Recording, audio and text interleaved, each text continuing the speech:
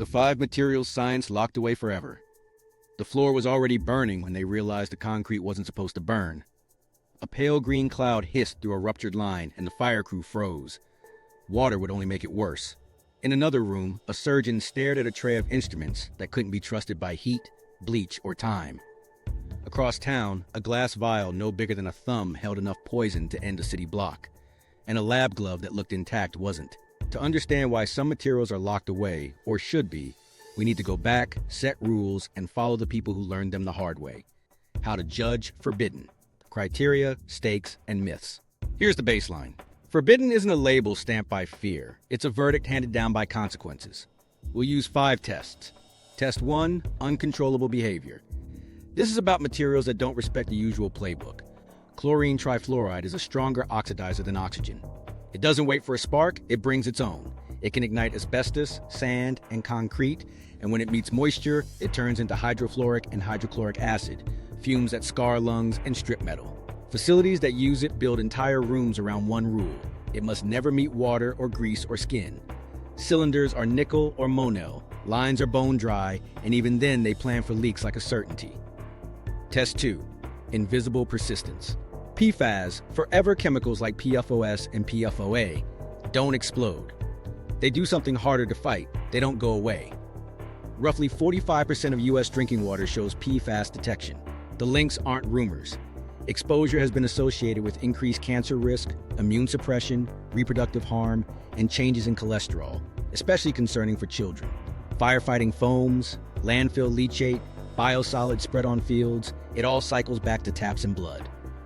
Utilities respond with activated carbon, ion exchange, and reverse osmosis. Effective, but expensive, and someone has to pay. States have started saying the polluters do. Test 3, resistance to our best safeguards. Prions are proteins that learn the wrong shape and teach other proteins that same mistake. They resist standard autoclaving at 121 degrees Celsius, alcohol, formaldehyde, almost the entire cabinet of hospital disinfectants. Effective protocols read like overkill. Soak instruments in 1 to 2N, sodium hydroxide or 20,000 ppm available chlorine, sodium hypochlorite, for at least an hour. Then autoclave at 134 degrees Celsius for 18 minutes. And even then, on complex or porous surfaces, you can still lose. That's why clinics schedule suspected cases last in the day, segregate their tools, use disposable barriers, and sometimes incinerate the instruments. It's not paranoia, it's policy born from hard cases. Test 4, dose and route. Polonium-210, carried as a dust or dissolved salt, emits alpha particles that can't cross skin but devastate when swallowed or inhaled. Micrograms can be fatal. Doses hide in teacups and organ tissue.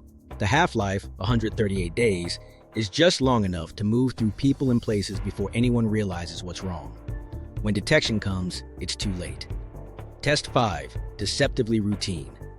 Dimethyl mercury looks like a solvent you could pipette in a quiet lab. It slips through latex gloves, even some laminated ones, and across skin into blood, then brain. Symptoms can wait months. By the time headaches and imbalance arrive, the damage is already deep. The protocols that followed weren't theoretical. Heavy butyl gloves over a laminate layer, fume hoods, short handling windows, and a question asked again and again, do you really need to use this compound? Now the stakes. For industry, the choice is harsh trade-offs. CLF3 in the semiconductor line cleans chambers fast and cold, cutting downtime and emissions compared to older fluorocarbons. But an error means evacuation, corrosion, and burns that don't stop with skin. For hospitals and dental clinics, Prion controls force a different calculus. Do you salvage an instrument worth thousands with caustic soaks and a special autoclave cycle? Or do you destroy it and eat the cost? For towns, PFAS means retrofits worth millions, years of lawsuits, and a community that no longer trusts a tap. These are not abstract harms. They're budgets, careers, and neighborhoods. Let's clear the myths. Myth 1, the worst stuff explodes. Not always. The scariest materials often move quietly, binding to receptors, seeding proteins, riding water tables. Myth 2, we can always sterilize. Not with prions. Guidance acknowledges that standard methods fail and requires combined chemical and high heat decontamination or destruction. Myth 3, regulation equals safety. Regulation is a floor. The EPA has now set enforceable drinking water standards for key PFAS like PFOA and PFOS, and more states are adding bills, but filters must be bought, maintained, and monitored. Myth 4. If it's used in high-tech, it must be under control. CLF3 is used in advanced fabs with meticulous systems. Yet incidents still happen, from Taiwan in 2006 to small, often unpublicized leaks that end in scorched valves and burned gaskets. Criteria alone don't carry a story. People do. The engineer who signs off on a gas cabinet, knowing a single drop of water inside could turn a routine purge into a white-hot jet. The infection control nurse who tells a surgeon the tray can't be trusted and has to be thrown away. The utility manager who stands in a council meeting explaining why a new ion exchange unit will raise rates. The chemist who opens a fume hood and double-checks the glove catalog one more time. So when we say locked away, we mean different locks. For Prions, it's protocols and sometimes fire. For PFAS, it's bans, standards, and expensive filters you never see.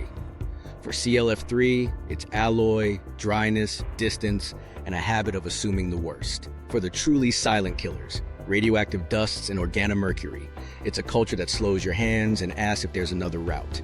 That's our map. Now we follow it into the rooms where these lessons were learned. 1. Polonium-210, the invisible assassination powder. The hotel teapot looked ordinary. The man who lifted it was already tired, already sick in ways no doctor could name. Days later, his hair fell out in clumps. His marrow stopped making blood. Only when physics labs were called did the answer appear. Polonium-210, an alpha emitter that can't punch through skin but tears the insides of a body apart if it gets in. This is a poison that rewards patience. Alpha particles are heavy, short-ranged, and brutal up close. A sheet of paper stops them. So does your skin. But ingested or inhaled, micrograms lodge in organs and deliver radiation directly to tissues that can't afford it. Bone marrow, liver, spleen, the gut lining that turns food into life. The dose doesn't shout, it whispers, and it keeps whispering because polonium-210's half-life, about 138 days, means months of damage before the signal fades. The science is simple and cruel. Polonium-210 decays by throwing off alpha particles that rip through cells, shattering DNA and proteins. The body tries to repair what it can't keep up. Unlike gamma exposure, which spreads its harm thinly through a body, alpha inside is targeted mayhem. The radiation doesn't travel far, so the organ that traps it bears the brunt. That's why victims can look like they've been poisoned twice. First by a sudden flu-like collapse, then by a long unraveling, hair loss, bleeding, infections, organ failure. Getting it is the hard part, and the lock that keeps it out of normal life. Polonium-210 isn't sitting on a shelf. It's made in specialized reactors by bombarding bismuth with neutrons, then chemically separating the tiny yield. That separation and the accounting around it are tight. This isn't a pharmacist's supply chain. It's a world of nuclear materials management, export controls, and tracked atoms. Even so, the Litvinenko case showed one leak is enough. Investigators later traced faint alpha contamination across a city because the stuff leaves a fingerprint no mop can erase. Hotel rooms, airline seats, restaurant tables, every stop glowed under sensitive detectors. What nobody knew in the first days was that polonium's invisibility creates diagnostic traps. Early symptoms mimic common illnesses. Bone marrow suppression looks like a blood disorder. Radiation sickness without an obvious source looks like anything but radiation. By the time a specialized lab counts alpha decay from a urine sample, the clock has run for weeks. That delay isn't a bug for an assassin. It's the point. Meanwhile, something else is happening inside the machine that governs public response. Radiation protection officers call emergency meetings. Hospitals scramble to identify exposed staff and patients. Not because the risk to bystanders is high, the alpha can't reach them, but because trace contamination spreads like chalk dust. Floors and sinks test positive. The news cycle feeds on a word the victim never heard in time: polonium. To understand the stakes, you need to see the two faces of the element. On one side, it's an old workhorse in industry. Tiny polonium-210. Sources join anti-static devices and neutron initiators in sealed, regulated forms. In controlled housings, the alpha stays exactly where it should, bleeding charge off fast-moving film or plastic webbing. On the other, it's a weapon, because the rules of radiobiology make it so. The same short range that makes it safe when sealed makes it devastating when internalized. This was the moment everything changed in the modern conversation about radiological poisoning. After that high-profile killing, border checks and forensic labs updated playbooks. Customs officers learned to ask new questions about bismuth shipments. Health agencies wrote protocols for how to treat suspected alpha internal emitters. Chelation is limited, supportive care is everything, and the prognosis depends on dose you can't see. Human choices still decide how polonium stays locked. In practical terms, the material is secured at the reactor and the processing line. Licenses are tight, inventories audited, exports scrutinized. The lock is also social. Few labs handle alpha sources outside sealed devices, and the expertise to process polonium-210 is rare. When it escapes those boundaries, the story always looks the same. Innocent objects, casual contact, a victim whose life becomes a timeline of places visited and cups touched. Back in that hotel room, cleaning staff went home feeling fine. Most stayed fine because alpha can't penetrate air far enough to matter unless it's inhaled or swallowed. The fear, however, traveled faster than the particles ever could, through schools and offices and airports. It turns out the most dangerous part of polonium-210 in public space is the story it writes on our trust. We learn to fear tea, door handles, and strangers. We learn that not all poisons taste bitter. Some are metallic only to a Geiger counter. The lesson that locks it away is simple. You keep it out by making access extraordinary. You keep it contained in sealed sources when it has a job, and you track every microcurie. And if someone ever brings it into a room, the way it was brought into that hotel, you don't rely on guessing. You call the physicists first. 2. Dimethyl mercury. 2 drops through a glove. In a quiet lab, a chemist tapped a pipette to clear a meniscus. 2 drops landed on a glove that looked fine. No tear, no sting, no warning. Months later, her hearing slipped. Balance followed. By the time doctors pieced it together, dimethyl mercury had already crossed into her brain. The timeline is the cruelty. Exposure in seconds, symptoms in months, decline in a year. Here's why this compound earned a special kind of lock. Dimethyl mercury is small, nonpolar, and fast. It diffuses through latex like it isn't there, through nitrile, surprisingly well, and even through some laminated barriers given time. Once on skin, it crosses into blood and moves where lipid pathways take it, into the central nervous system. There, enzymes convert it to inorganic and methylated mercury species that bind tightly to proteins, especially those rich in sulfur. The damage isn't loud. It's a slow demolition of neurons that don't regenerate. What nobody knew in those first hours was that a contact exposure didn't have to hurt to be lethal. No burning, no tingling, nothing to announce the event. The lab notebook stayed tidy, the hood sash didn't move, routine won the day. That's the trap with deceptively routine chemicals. They borrow the body's silence to get past our defenses. Meanwhile, instrument checks and air monitors would have read clean. Dimethyl mercury doesn't need to vaporize wildly to be dangerous. It needs a pathway, and a glove is that pathway if it's the wrong kind. The lesson that came after was written in new protocols.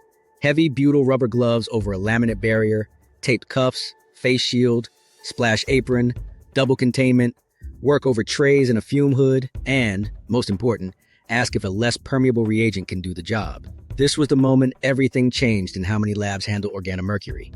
Safety officers updated glove charts. Vendors revised permeation data. Training stopped treating glove selection as a footnote. The question, do you need dimethyl mercury, moved to the top of pre-experiment checklists. When a compound bypasses the most common barrier in chemistry, you redesign the encounter. From the clinician's perspective, the case is a diagnostic maze. Early signs, headache, ataxia, sensory changes, look like many things. Blood mercury levels rise, but there's a lag.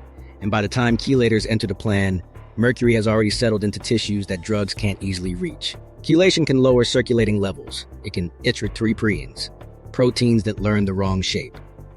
In a surgical debrief, an infection control nurse spoke softly, but with finality. That tray can't be trusted. Not with heat, not with bleach, not with time. The patient had a neurological diagnosis under investigation. The instruments touch tissue that, if infected, carries risk you can't wash away with the usual playbook. The team stared at stainless steel worth thousands. The order came anyway. Segregate, treat as high risk, and prepare to destroy. To understand why, we need to go back to how a protein becomes a pathogen. Prions aren't alive.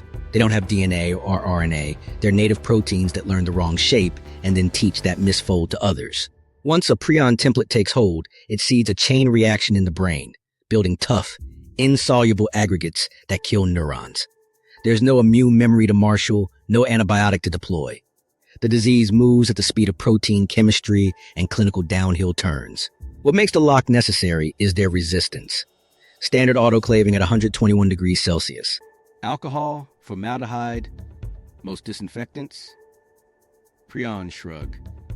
The guidance that followed years of hard lessons sounds like overkill because anything less has failed. Instruments exposed to high infectivity tissue go into 1 to 2 normal sodium hydroxide or 20,000 ppm, sodium hypochlorite for at least an hour, then into an autoclave at 134 degrees Celsius for 18 minutes, the Prion cycle. That combination works better than either alone, and still, on complex or porous surfaces, some studies find remnants. Meanwhile, something else is happening in clinics that never expected to think about prions. Dental practices revise schedules, so suspected cases are treated at day's end, buying time for long decontamination cycles. They avoid activating water lines that could draw back contaminated fluids. Staff lay disposable, impermeable barriers over chairs and carts. Some countries advise single-use instruments for certain procedures, or incineration after contact with high-risk tissues. It isn't theater. It's the practical math of an agent that ignores routine sterilization. The ghosts in the background are iatrogenic transmissions that shaped policy. Decades ago, contaminated neurosurgical instruments and durameter grafts spread disease to patients who trusted the system to protect them. Those cases were rare, but they were enough. National services updated rules. Hospitals built instrument tracking so a single trace path could be reconstructed in hours. In some labs, administrators drew a hard line. No prion work here at all. Here's where it gets harder for people making day-to-day calls. The science says combined chemical and heat treatment is the gold standard for steel. But real instruments aren't hunks of steel. They have hinges, plastic parts, bonded materials, and electronics. Caustic soaks destroy what surgery needs to save. Autoclaves at 134 degrees Celsius for long cycles warp delicate tools. So teams split decisions, destroy when the risk is non-trivial, segregate and treat when salvageable, and move to disposables wherever possible. On the bench, researchers search for friendlier answers. Enzyme-based cleaners, proteolytic formulations designed to digest the tough protein backbone, have knocked prion signals below detection in sensitive assays. Vaporized hydrogen peroxide has achieved notable reductions in infectivity and is compatible with sensitive equipment. Gas plasma systems, radio frequency energized, remove organic residues with promising reductions, though they remain under development. The results are promising, not universal. Efficacy drops on complex geometries, and validation takes patient, expensive testing. In one hospital, a neurosurgeon paused as the reprocessing team explained the plan. Instruments would go into caustic, then into the prion cycle, and a subset would be discarded. The surgeon nodded, knowing the budget would absorb a hit and the schedule would wobble. The conversation wasn't about fear, it was about trust. Trust that every patient after this one would be safe because someone chose the cost now instead of a tragedy later. While that was happening in Europe, regulators tightened guidance. Steam sterilization at 134 degrees Celsius for 18 minutes became standard for high-risk exposures. Some countries mandated disposal for instruments contacting certain tissues. In North America, with risk viewed as extremely low in dentistry, authorities stressed best practice infection control, careful history taking, and scenario-specific escalation. The messaging differed, but the core stayed the same. Routine doesn't cut it for prions. What nobody knew at the time in many clinics was how long the shadow can be. Prion diseases can incubate for 2 to 35 years. A failure today might not declare itself until an entirely different generation of clinicians is on call. That's why logs matter. That's why conservative decisions win. And that's why a tray can vanish into an incinerator without a single patient harmed, because prevention leaves no headline. There's a human micro-story inside every policy. A dental assistant folds a disposable barrier over a cart and tosses it with a sigh. An extra step. A few extra minutes. A reprocessing tech checks the clock on a caustic soak, then tapes the autoclave printout to the batch record. A trainee reaches for a bottle of alcohol out of habit and stops, remembering the in-service. Not for prions. They aren't heroes. There are people who treat time and temperature and chemistry as locks on a door nobody wants to test. In the aftermath of scares that never became outbreaks, facilities rewrote their culture. The phrase, "when in doubt, throw it out," stopped sounding wasteful and started sounding careful. Labs with Prion projects instituted BSL-3-style controls, negative pressure, dedicated tools, and waste streams that never mingle with the rest. The point wasn't to panic, it was to respect an enemy that exploits our shortcuts. This was the moment everything changed for one. More nurse, one more tech, one more surgeon who heard the policy and chose to follow it. The instruments looked the same, the room smelled the same, the difference lived in the cycle settings, the chemical baths, the inventory sheets, and the willingness to lose an expensive tool to save a life they'll never meet. Perfluorooctane sulfonic acid, PFOS, and forever chemistry. A utility manager stood in front of a town hall crowd with a slide that looked harmless, a straight blue line across years of water tests. Then he clicked, and the line jumped. New methods, same wells, suddenly showed PFOS and its cousins, in a significant share of samples, reflecting national findings that about 45% of U.S. drinking water supplies have detectable PFOS. People shifted in their seats. The water hadn't changed. Our ability to see it had. PFOS doesn't kick down doors. It slips in. For decades, it rode in with convenience. Non-stick pans, stain-proof carpets, grease-resistant wrappers, firefighting foams. The chemistry that made it useful, carbon-fluorine bonds that refused to break, made it persistent in rivers, soils, and eventually, blood. In labs, techs call them forever chemicals with a shrug that's part respect, part dread. They don't explode. They accumulate and persist. Meanwhile, across the state, a firefighter unrolled a hose to train a new recruit, and a ghost spilled out. Aqueous film-forming foam, AFFF, had been the gold standard for smothering fuel fires. It also seeded aquifers. Bases, airports, training grounds, places built to keep people safe, pushed PFAS into groundwater that drifted toward neighborhoods. Landfills added their own slow leak. Rain percolating through decades of consumer waste, pulling PFAS into leachate that treatment plants weren't built to catch. Biosolids from those plants, spread on fields as fertilizer, carried the chemicals back onto food. This was the moment everything changed in that council chamber. Residents asked if the water was safe for babies. The manager explained the new federal line in the sand. The EPA had set enforceable limits for PFOA and PFOS, tiny numbers that meant the town needed new treatment. States were moving too. Dozens of bills advancing to expand testing, tighten standards, publish results, and in some cases force polluters to pay. The room heard two truths at once. Regulation helps, and compliance costs money. On the plant floor, engineers walked past tanks big enough to swallow a bus. They planned a retrofit with granular activated carbon, charcoal beds that grab PFAS as water passes through. It works, but you have to swap the media when it saturates. Ion exchange resins offer another route. Tiny beads that trade ions with PFAS molecules and hold them tight. Reverse osmosis is the sledgehammer.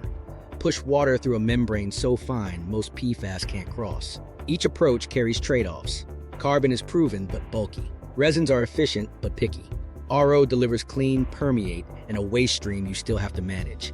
What nobody in that first meeting knew was how far PFAS had traveled beyond taps.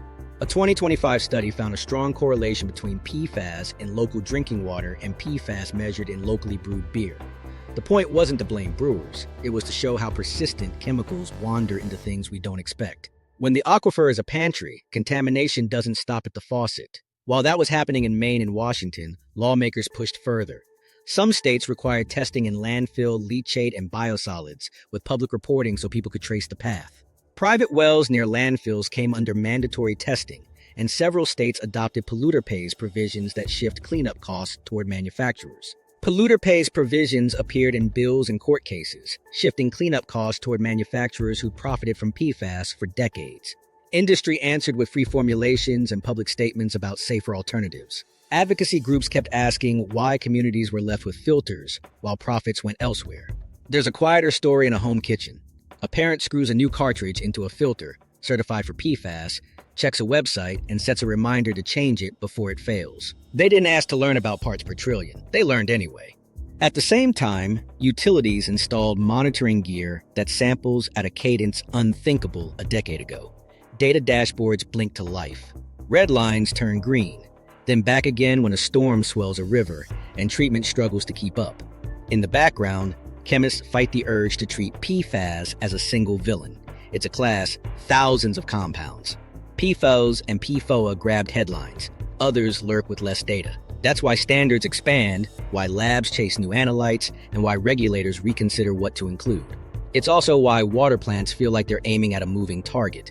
Hit one contaminant and another takes its place. Similar enough to worry, Different enough to avoid last year's rule. From the perspective of a manufacturer, PFOS became a liability long before bans landed. Global phase-out signaled the end of its easy utility. But the replacements game isn't simple. Safer formulations must perform under heat, friction, and time. When chemistry is built to resist breakdown, safety often lives in design choices upstream, not fixes downstream. In the aftermath of those council votes, trucks delivered carbon by the pallet. Crews lowered filters into housings and listened to the slow rush of water meeting new walls. The first samples came back under the limit. People exhaled. Then they asked the question that haunts every environmental fix. For how long? The answer, honest and unsatisfying, was this: longer if we keep paying attention. Not long at all if we don't. The green crystal that grew for a century, disappearing radium and phantom lead. Down in a museum basement, a curator opened a wooden case and found a glass jar that didn't look sealed, so much as possessed. Inside, a pale green crystal pressed against the walls, thicker than the inventory photo from decades earlier. A note in careful handwriting said the sample was radium salt, small, dated 1915. The crystal hadn't been small for a long time. This is a different kind of danger. Not a splash, not a plume, but a slow chemistry fed by time, air, and radiation. Early radium salts, often radium chloride or radium bromide, weren't perfectly dry or pure. They sat with a little moisture and a little trapped gas. Radium decays, step by step, through a family of short-lived daughters until it lands on something stable: lead. In between, the chain spits out helium nuclei, alpha particles, that become helium gas. In a sealed container, that gas pushes, humidity condenses, and the salt slowly hydrates. The jar breathes in the dark, and the crystal grows. What nobody expected in those early collections was how radioactive decay turns bottles into laboratories. Radon, a noble gas in the decay chain, weeps out of crystals and coats the inside surface with daughters that plate onto glass.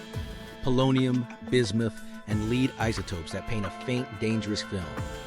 The object labeled radium becomes less radium over decades and more of its progeny. Conservators call it phantom lead because when they finally assay what's inside, much of the mass isn't what the label says anymore. Meanwhile, something else is happening to the glass itself. Alpha and beta particles slam into the silica network, knocking electrons into defects, darkening the surface. The glow that radium made famous, the eerie green of self-luminous paint, wasn't pure radiance. It was zinc sulfide phosphor stimulated by radiation. The crystal in the jar isn't glowing on its own. It's absorbing, cracking, pulling water, and sprouting like frost. The human stakes hide in that ordinary box.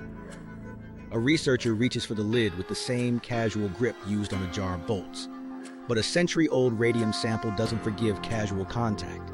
The radon concentration inside can surge when disturbed. Open the jar and a breath draws in a gas you can't see. Dust lifts. It settles in lungs and on benches where hands live. The lock on this material isn't a door, it's a list. Double containment, modern sealed ampoules, continuous monitoring for radon, and a rule that says the oldest samples are the most treacherous. This was the moment everything changed for institutions that had inherited radium's past. Curators called radiation safety. Dosimeters blinked. The sample that arrived as a teaching aid became a disposal project. Specialists built glove box cradles, vented through filters that catch daughters, not just the gas. The jar went into a shielded sleeve. The air above it was sampled again and again until the numbers stopped rising. Only then did a technician cut the old seal and transfer the crystal to a modern vial, dried, purged, and laser welded shut. While that was happening in one archive, families in old houses found a different legacy. Antique clocks and aircraft gauges with radioluminescent dials sat on mantels and in attics. The paint, radium mixed with zinc sulfide, flaked into dust. Repairing a dial released particles that didn't care what year it was. Stories of the Radium girls already taught one lesson about workplace exposure. The afterlife of the product taught another. Risk doesn't stop when the factory closes. There's a micro story from a university collection. A grad student cataloging minerals noticed 2 vials with the same accession number but different weights. One was labeled 192, the other 1975. The older vial was heavier, though nobody had added material. Decay had shifted mass into lead daughters, dense and stubborn. The student ran a gamma spectrum and saw lines that shouldn't be strong if it were fresh radium. The note in the database changed from display to restricted, and the vial moved to a cabinet that vents to the roof. The physics is straightforward, the behavior is not. Radium-226 decays with a half-life of 1,600 years. That's slow enough to feel like forever, and fast enough to make trouble. Helium buildup can rupture seals. Hydration can shatter stoppers. Radon can load a room if a careless twist releases it. And every daughter finds a home. On glass, in dust, on the shelf right next to a jar of something you don't want activated. In the aftermath of too many near misses, museums wrote new playbooks. Anything with radium gets surveyed and weighed. Containers are bagged inside bags. Desiccants are replaced on a schedule, if they're allowed at all. Custodians don't open, they call health physics. When disposal is the right route, the path is slow. Paperwork, licensed transport, and a future date when a drum leaves behind a space and a sigh of relief. The meaning hides in that first image, a crystal that looked alive. It wasn't life, it was time, humidity, and decay, turning a curiosity into a hazard. Locked away doesn't only mean armed guards and passcodes. Sometimes it means a ledger, a vent line, and an agreement that a jar stays closed, even when curiosity leans hard on the lid. Forbidden or fiction? Red Mercury, azide, and internet boogeyman. 3 names haunt late-night forums and tabloid headlines. Red Mercury, azide, and a rotating cast of world's most explosive novelties. They pull us in because they sound like our other villains. Unseeable, unstoppable, locked away by people who don't want you to know. But the lock here isn't a vault, it's a reality check. Start with Red Mercury. In the 1990s, it slithered through arms bazaars and rumor mills as a miracle bomb ingredient. An alleged scarlet goo that could trigger fusion in a pocket nuke, melt through armor, or make a suitcase warhead. Buyers paid fortunes for vials dyed with cinnabar or laced with mercury salts and red pigments. Sellers told stories about Soviet labs and secret isotopes. Get this, they even claimed it was used in anti-gravity devices because why not? The truth was simpler and meaner, a scam. There's no credible evidence Red Mercury exists as described. No peer-reviewed synthesis, no consistent composition, no demonstrated physics that would let a lump of mercury voodoo a thermonuclear reaction. What it did do was move money from the fearful to the cynical, and in the process, distract police and intelligence agencies with a ghost. Meanwhile, something else was happening in labs with real hazards. Chemists watching the Red Mercury circus were busy writing new glove charts because of dimethyl mercury, tightening Prion protocols, swapping out PFAS-laden foams, and treating chlorine trifluoride like a lit match in a fireworks store. When you've seen concrete burn, Red Mercury looks like a rumor trying very hard to be important. Then there's azide, the internet's favorite touch it and it detonates molecule. It's real as a structure, an azide-rich compound reported in small-scale synthetic work, bristling with nitrogen-nitrogen bonds under high internal strain. Yes, it's shock-sensitive. Yes, it's unstable. No, it's not a superweapon lurking in kitchen drawers. The myth says it explodes if you look at it wrong, if you type its name, if a thought vibrates nearby. The reality is that extreme nitrogen-caged explosives exist across a spectrum of sensitivity, and chemists who study them do so in microgram amounts with shields, remote handling, and chilling temperatures. The lesson is familiar. Proximity and quantity define risk. A teaspoon is science fiction. A speck is research with every precaution engaged. Labs publish crystal structures and decomposition data to learn how energy flows through bonds, not to hand out recipes. Here's where the boogeymen thrive. Our pattern-matching brain. We hear forbidden chemical and fill blanks with cinematic rules. But the real criteria we've seen, uncontrollable behavior, invisible persistence, resistance to safeguards, lethal dose and route, deceptive routine, don't care about headline flair. They care about mechanisms and systems. Red mercury fails those tests at line 1. Azitoazide. Azide clears unstable, but not societal scale danger because scale is the missing gear. What nobody pushing these myths mentions is how evidence behaves. With polonium-210, forensics uncovered alpha trails across hotel rooms. With PFAS, nationwide sampling pin numbers to taps and beer. With Prions, autoclave settings, and caustic baths sit in written policy. With chlorine trifluoride, accident reports and material compatibility charts read like survival manuals. Myths fade under that light. Real hazards sharpen. There's a micro story from a sting operation. An undercover officer met a seller who swore a red mercury vial could bring down a city. The vial was analyzed. It was mercury mixed with dye and a pinch of iodine. Chemically boring, theatrically ominous. The arrest record outlived the myth because paperwork beats rumor eventually. But here's the twist that matters. Fake monsters still cause real harm. Money that might have hardened water plants against PFAS instead chase red fairy tales.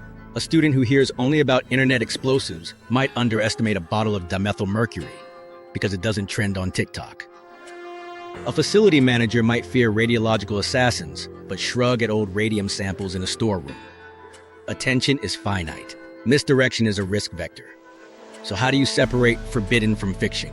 You ask boring questions. Where's the peer-reviewed data? What's the mechanism? What's the route of exposure? How is it regulated and by whom? What containment materials work? And what documented failures exist? If the answers are rumors, conspiracies, or vibes, you're not looking at a locked vault. You're staring at a campfire story. In the end, the scariest materials don't need legends. They have paperwork, incident numbers, hospital protocols, treatment trains, and gloves heavy enough to make your hands tired. The Boogeymen have none of that. They have a name that sounds dangerous and a seller who wants cash. We don't ban stories. We ban risk we can prove. Grayzone materials, smallpox stocks, GOF pathogens, and moratorium science. In a freezer behind 2 locked doors and an inventory that reads like a liturgy, a handful of vials hold a virus that once shaped the planet's fear, smallpox. Officially, it survives in 2 places, the CDC in Atlanta and Vector in Novosibirsk, under BSL-4 controls that treat air, water, and waste as potential vectors. Every opening of those freezers is a ceremony. Access logs, dual authorization, negative pressure, suits that hum with their own oxygen. The question that keeps returning isn't, can we? It's, should we still? The case for keeping it is blunt. If smallpox reappears by hidden stock, accident, or synthesis, live virus allows testing of diagnostics, antivirals, and next-generation vaccines under conditions that mimic the real threat. The case against is just as plain. Variola killed by the 100 million. We eradicated it at unbearable cost. The risk of a lab accident may be small, but the tail of the distribution is where history lives. When a fire code assumes concrete won't burn and learns otherwise, we rewrite the rules. With smallpox, we write them before. Meanwhile, something else was happening in the broader virology world. Gain-of-function research. Work that tweaks pathogens to probe transmission, host range, or immune escape. Collided with a public newly literate in risk. Influenza studies that adapted avian H5 strains to transmit between ferrets sparked a pause. Supporters argued that mapping the genetic routes to airborne spread could guide surveillance and vaccine design. Critics answered that creating a more transmissible strain moved danger from hypothetical to possible, and that safety systems, though careful, aren't perfect. Both sides agreed on one point. The stakes don't fit neatly on a whiteboard. This was the moment everything changed for how we talk about forbidden in biology. It's rarely a hard ban. It's a moving lock. Moratoria, funding pauses, layered approvals, independent review boards that ask whether a question must be answered with live agents or can be approached with models, pseudoviruses, or safer surrogates. The vocabulary turned bureaucratic on purpose. Precision is a safety feature. From inside a BSL-3 or BSL-4 suite, the work looks ordinary and grueling. A researcher checks a suit's positive pressure, steps through chemical showers, logs a reagent lot number with the care of someone tracking micrograms of polonium. Every screw on a cabinet is accounted for. Alarms are tested before pipettes are calibrated. Waste is autoclaved twice. The ritual matters because fatigue is real and boredom is a hazard. The lock here is human engineering as much as hardware. What nobody knew at the start of some high-profile projects was how the public would inhabit the risk alongside the science. News cycles compressed nuance. Gain of function became a stand-in for anything scary. Researchers learned to narrate their own safeguards, to explain why a particular mutation panel was chosen, what endpoint justified the work, and how an institutional biosafety committee weighed alternatives. The conversation extended to dual-use concerns, findings that enable both defense and harm, pulling journals and funders into gatekeeping roles they never wanted. While that was happening in policy rooms, the technical options multiplied. Reverse genetics allows building influenza from cDNA under tight controls. Pseudotyped viruses let teams study entry without replicating the full pathogen. Synthetic biology can assemble genomes, but that same power builds safer chassis for testing, out at the edge of what counts as live. CRISPR makes edits precise. It also makes reviews sharper because intent is traceable base by base. The Grayzone didn't vanish, it grew more detailed. There's a micro-story from a committee meeting. A young PI presented a plan to examine how a set of spike protein changes affected receptor binding in human airway cells. The room listened, then asked a quiet question. Could you answer this with non-replicating systems? He paused, recalculated, and redrew the project on his feet. Split the work, use pseudoviruses for binding and entry, reserve only a narrow, justified set of live virus assays under higher containment. The study proceeded. The lock held, and the question still got answered. In the smallpox debate, resolutions keep arriving and expiring. Destroy the last stocks and declare an era closed. Keep them and accept a standing risk in exchange for preparedness. Buffers appeared. Sequence data preserved. Vaccine libraries expanded. Emergency manufacturing lines practiced. The compromise looks like engineering everywhere else in this story. Redundancy, transparency, and a bias toward the safest method that still yields the necessary signal. The lesson that binds these gray zones to everything we've seen is simple. Forbidden isn't a fixed list, it's a posture.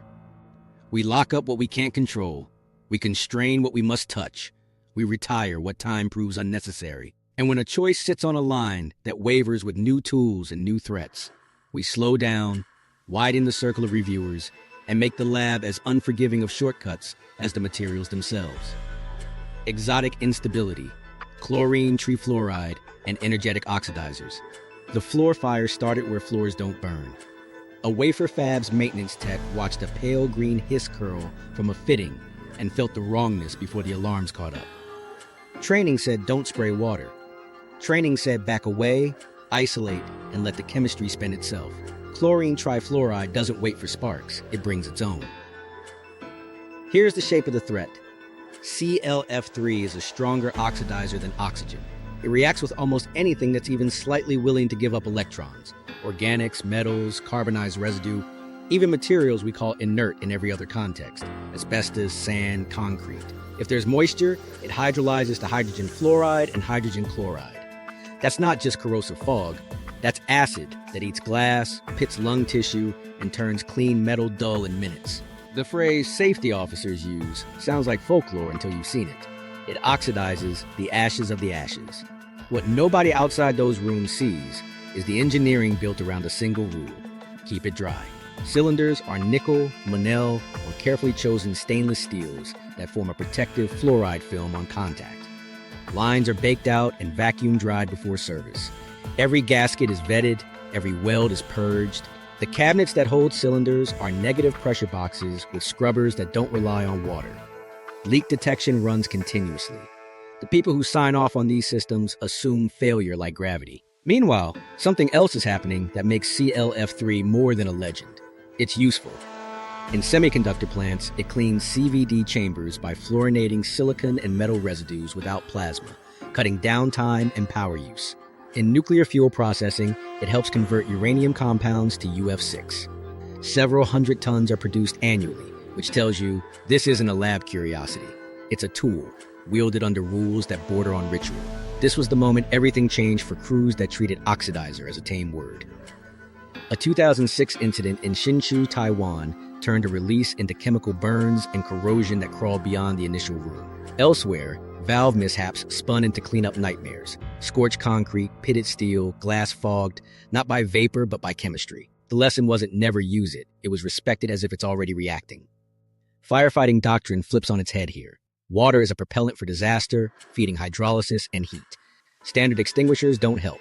The plan is isolation. Shut valves if you can do it remotely, starve the feed, and let remaining gas or liquid react in a controlled space. Specialized dry agents may be used in specific scenarios, but often the safest approach is to isolate and monitor until the hiss stops and readings fall quiet. Then comes the long tail. Neutralize residues without triggering fresh reactions, survey for HF, and replace anything the gas kissed. Containment is a study in material science.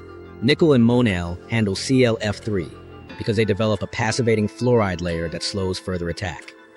Certain stainless steels survive under dry, clean conditions. Copper can work. Aluminum is a trap. Its fluorides can be protective, but moisture and heat swing outcomes fast. Molybdenum, tungsten, titanium, they form volatile fluorides and vanish under the wrong conditions. Even glass and ceramics, normally everyone's friend, can join the reaction if silicon is accessible and moisture is around. That's why systems are metal all the way until the chemistry ends. From the worker's perspective, the lock is physical and cultural. You wear supplied air respirators and full chemical suits for line work. You treat every fitting like a suspect. You read permits that detail purge sequences down to seconds. You run inert gas sweeps that leave no doubt. And if an instrument hints at moisture, you stop. The price of impatience is a cloud you can't outwalk. While that was happening on a fab floor, regulators and industry codified the boundaries. Facilities need licensing that treats ClF3 like a caged animal. Segregated storage, remote valve actuation, blast panels, emergency response plans that don't improvise. IDLH classification sets the tone. Training drills teach do less sooner. Hit the isolation. Warn the neighbor bay, step back. There's a Micro story in a micro leak. A technician notices a faint discoloration on a compression fitting. The sniffer pings above baseline. He doesn't reach for a wrench. He calls. The line is purged with nitrogen, evacuated, isolated, and the fitting replaced in a dry box. The whole process takes a day and costs thousands. It also prevents a minute that could have cost a hospital stay and a shutdown. The irony is blunt. The same property that makes chlorine trifluoride a menace, the eagerness to react, makes it an unmatched cleaner. It saves megawatts by removing plasma steps. It lowers greenhouse gas emissions compared to older perfluorocarbons. It's a net safety win in that context because you bring less energy to the chamber, but only if every other control is perfect. In the aftermath of incidents, companies publish compatibility tables and case studies that read like cautionary tales. Do not use water. Do not assume inert. Do not forget HF will be there after, hiding in condensate and on surfaces. The story repeats across sites and years. Careful wins, shortcuts punish, dry is king. Locked away doesn't mean unused. It means contained by design, by habit, by fear earned the honest way, through burns and pits and floors that taught grown engineers to doubt concrete. Brittle giants, monocrystalline silicon wafers, and the knife edge of scale. The first time you hold a 300mm silicon wafer, it doesn't feel like the heart of a trillion-dollar industry. It feels like a dinner plate made of moonlight, thin, cool, impossibly smooth. Then someone tells you it can shatter if you look at it wrong, and you start breathing shallower. The paradox is right there in your hands. The most perfectly ordered solid we can mass produce is also one of the most unforgiving. To get one, you start with sand's quiet cousin, ultra-pure silicon.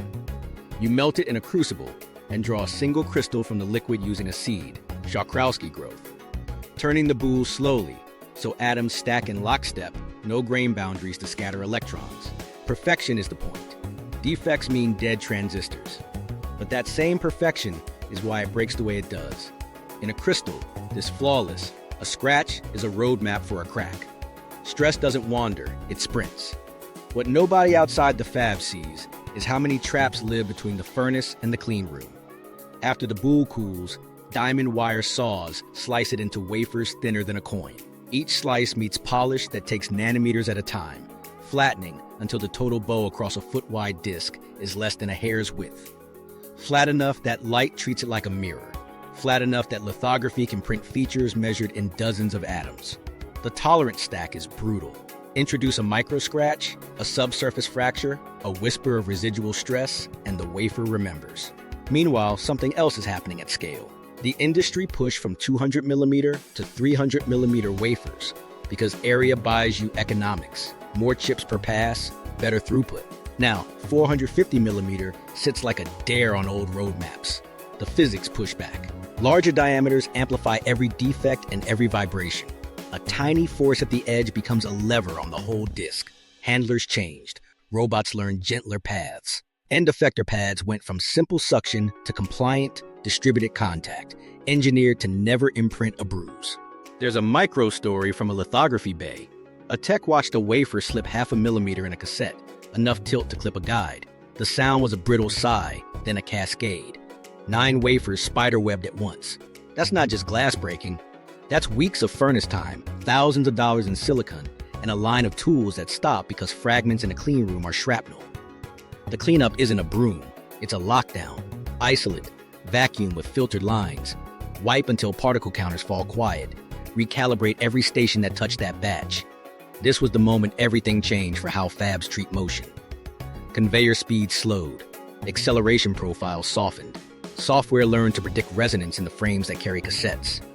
Air knives that dry wafers after wet benches were retuned. An eddy in the wrong corner could flip an edge and start a crack you wouldn't see until the next thermal cycle turned it into a starburst. Even the chemistry around them adjusted, surface tension modifiers and rinse steps to keep meniscus forces from pinching. From the materials side, the locks are quieter than a gas cabinet, but just as strict. Oxygen content in the crystal is controlled, so internal thermal donors don't spawn defects down the road. Dopants are kept uniform, so strain doesn't creep. Edge rolling, the precise rounding of the wafer rim, matters out of proportion to its size, because the edge is where stresses concentrate. Get that radius wrong by a few microns, and a handler that passed certification yesterday snaps a disk tomorrow. While that was happening in one fab, another experimented with ultra-thin wafers for advanced packaging. Stack dies through silicon vias, flexing processors and phones that bend. Grind a wafer to a fraction of a millimeter, and you're building with eggshells. Temporary bonding to a carrier lets tools manipulate the flimsy disk, but the release at the end becomes a high-wire act. Adhesives must let go cleanly. Solvents can't swell anything. Heat budgets can't unglue the past. Here's where it touches human rhythm. An operator places a cassette with 2 hands and a breath they've trained to hold. Not because superstition helps, but because predictability reduces tremor. A metrology engineer stares at interferometry fringes that look like a topographic map of flatness and hears footsteps as risk. A process integrator weighs a change that boosts yield by 0.5% against the chance of a new failure mode that wrecks nights. In the aftermath of every break, there's a post-mortem fit for an aircraft incident. Was the crack radial or spiral? Did it start at a notch, an inclusion, a pad print? Logs pull up handler serial numbers, maintenance cycles, shift patterns. The fix might be a softer O-ring, a rail 2 millimeter lower, a firmware tweak to shave a 10th G off a start. The meaning is simple and not At all simple. We built an economy on crystals so perfect, they punish us for forgetting. Locked away doesn't apply only to poisons and reactive gases. Sometimes it's a sign on a door that says, "Do not touch the edge." Lithium metal and the runaway fire. You can't douse. The first sign was a hiss, then a silver-gray bead skittering like it was alive. A lab tech reached for a squeeze bottle, water, the reflex for heat, and someone shouted before the stream hit, "Stop!" Too late would have turned a small spark into a blast, because lithium doesn't just burn, it steals oxygen from your help and makes new fuel from water itself. Here's the trap. Lithium metal is eager, so reactive it tarnishes in air within seconds, forming oxide and hydroxide skins that crack and heal as it breathes. Shave it fresh and it shines. Leave it and it turns dull while it quietly pulls moisture and CO2 from the room. Touch it with water and the reaction writes its own accelerant. 2 Li plus 2 H2O makes 2 LLH and hydrogen gas, with heat to ignite that hydrogen. The extinguisher becomes a fuse. That's why videos of lithium tossed in sinks end in white flame and popping stars. What nobody appreciates until they hold a warm, smoking shard is how many ordinary tools turn into hazards. CO2 extinguishers? Carbon dioxide can't smother a fire that feeds on oxygen ripped from water and from surface oxides. ABC dry chem? Better than nothing, but it cakes while embers hide under slag. Foam? More water. The right answer is almost always a Class D agent. Dry powders like graphite, copper, or sodium chloride-based formulations that blanket, absorb heat, and starve without participating. or inert atmospheres, argon in a glove box, mineral oil in a pan. Meanwhile, something else is happening inside every modern battery talk you've ever heard. We say lithium batteries and picture raw lithium burning like magnesium on a bad day. The truth splits. Most consumer cells, lithium-ion, don't use free lithium metal. They shuttle lithium ions between insertion hosts. The danger there is different. Thermal runaway in charged materials and flammable electrolytes. Still ugly, still hard to stop, but not a metal fire. Lithium metal batteries, primary cells, or next-gen anode designs bring the elemental risk back into the room. Plus a new problem: dendrites. Tiny metallic branches can grow during charging, pierce separators, and light off internal shorts that turn self-contained cells into blowtorches. This was the moment everything changed for a warehouse manager who thought sprinklers everywhere was a universal fix. A pallet of damaged lithium primary cells heated, vented, and caught. The sprinklers triggered and fed the reaction. Firefighters switched tactics. No water on the source, isolate exposures, use Class D agents up close, cool surroundings with fog to keep neighboring packs below their decomposition point. The idea wasn't to drown the lithium. It was to keep the room from joining the fight while the right powders did the quiet work. From the bench to the truck, the lock is environment. In labs, lithium lives under mineral oil, inside argon-filled glove boxes with scrubbers that strip oxygen and moisture to parts per million. Handling is scripted. Cut under oil, transfer with tongs that don't spark, quench scraps in dry media, never in the sink. Waste cans read lithium only and hold salt to smother surprises. In shipping, UN numbers and packing groups force metal into sealed inner containers with inert filler, outer drums with venting that won't let pressure turn a box into a grenade.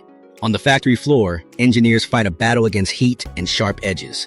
Calendaring lines that press electrodes run cool. Sensors watch for hot spots, and dust collection routes combustibles away from motors. The what nobody knew moment comes when a sliver the size of an eyelash gets loose. A vacuum picks it up, but if the bag is damp, the sliver finds water, and the bag becomes a small, excited animal. So vacuums for reactive metals are special.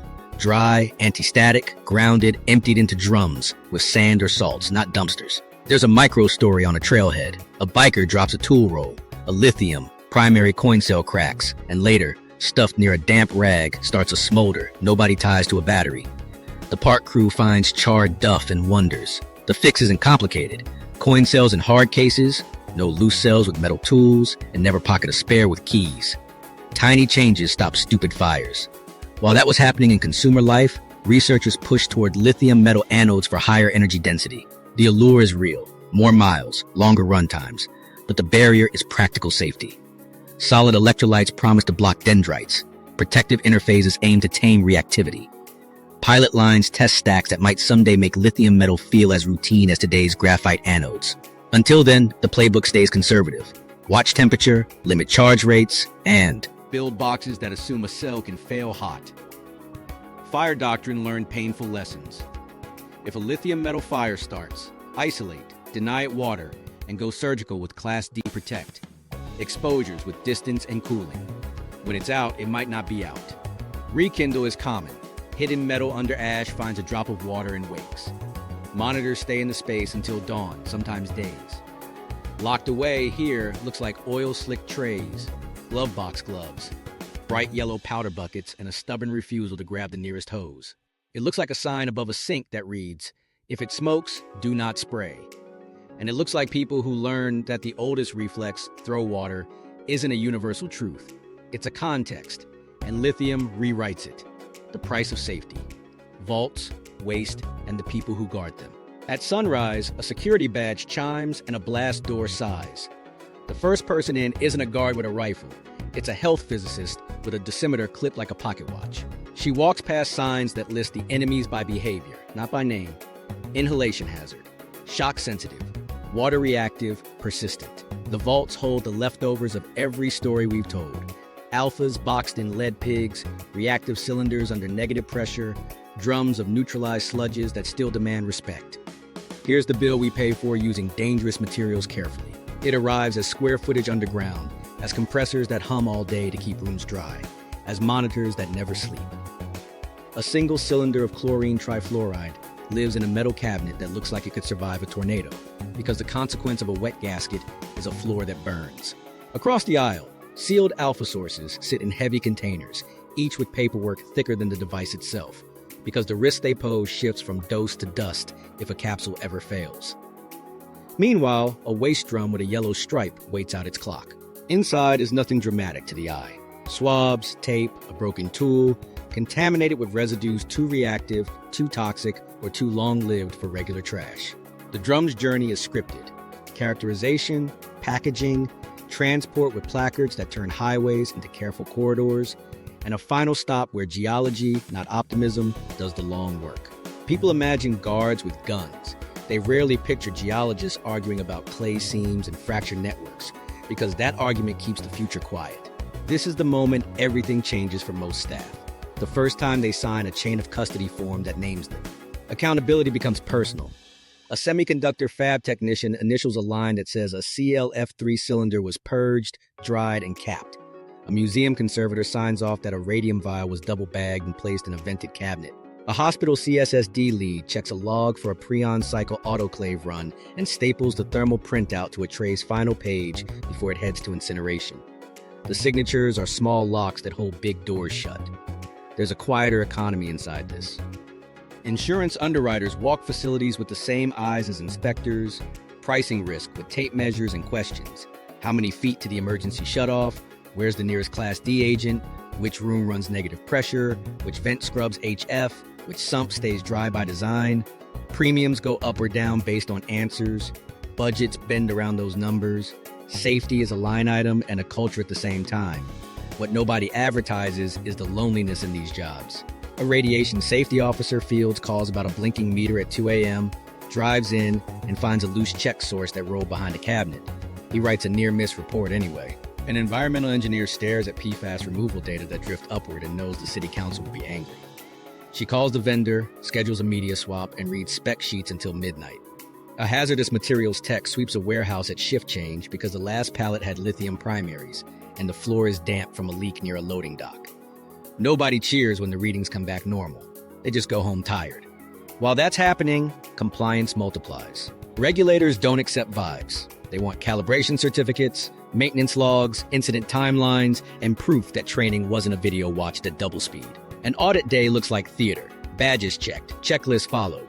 But it's a stress test for a system that can't afford surprise. When it works, nothing happens. When it fails, cameras arrive. There's a micro story in a binder. A new hire flips to a tab labeled, "If it hisses." The page lists 6 steps. Stop, warn, isolate, alarm, monitor, call. The order matters. He practices saying the words into a phone so he won't improvise later. Weeks afterward, a fitting pings a leak detector. He follows the script and hears the sweetest sound in safety. The anticlimax of a problem that never got big. In the end, the price of safety is paid in attention. It's badges worn and meters calibrated, powders stocked and hoses left on the wall because water is wrong for some fires. It's vaults that hum, filters that load, and waste that waits out decades in darkness so a town above can sleep. The people who guard these materials don't look like heroes. They look like patients wearing steel-toed shoes. What we still don't know, unknown unknowns, and the next lockdown. The next locked door probably isn't hiding in a bond lab. It's sitting in a supply chain we already use. That's the pattern. PFAS felt fine until the instrument sharpened. Prions looked rare until a tray taught us how stubborn a protein can be. Chlorine Trifluoride was just an oxidizer until a floor burned. They're crowded with things that haven't yet met the wrong context. Our blind spots aren't empty. Start with measurement. Every time detection limits drop, a new world appears. Analytical chemistry gave names to parts per trillion, and suddenly beer mirrored tap water. What else is in the gray haze below today's threshold? Short-chain PFAS replacements? Unknown polymer additives leaching under heat? The signal is there. The assay just hasn't caught up. When the line moves, regulators sprint, utilities retool, and we act surprised at a problem that existed all along. Meanwhile, materials science keeps inventing sharp edges we haven't touched yet. Two-dimensional materials like transition metal dichalcogenides promise speed and lightness. Their nanoscale dust may behave in lungs in ways we won't love. Engineered nanoplastics slip through membranes. Their surface chemistry mutates with sunlight and time. We'll learn which shapes and coatings cross the gut, cross the placenta, cross the brain. Some will be boring. A few will get a lock and a new waste drum label. Biology holds a deeper riddle. Prions taught us misfolding can spread without genes. What if there are prion-like chains outside the classic list? Subtle seeders of chronic disease that resist the playbook. We don't know which proteins, which tissues, which surfaces help them stick. We also don't know how many near-miss transmissions never announce themselves because incubation runs longer than careers. That ignorance forces policy to aim wide and accept waste as a cost of caution. Energy brings its own unknowns. Solid-state batteries promise safety, but new electrolytes and interphases could hide failure modes we haven't modeled.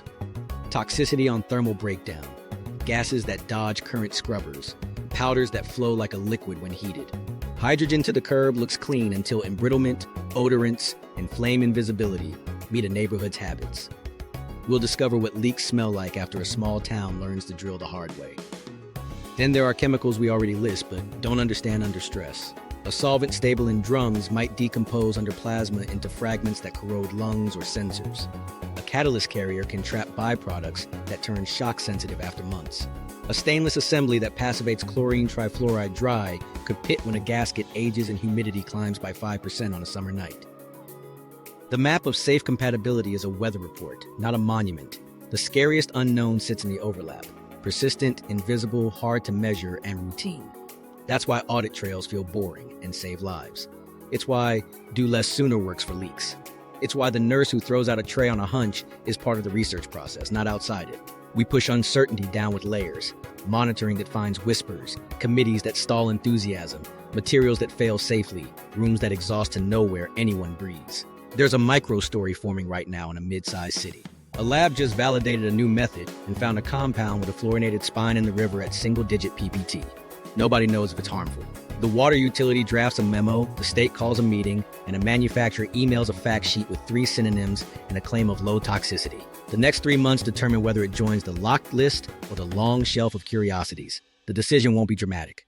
It'll be a purchase order for carbon, a pilot skid, a budget line, and a sign at the plant gate with a new alarm code.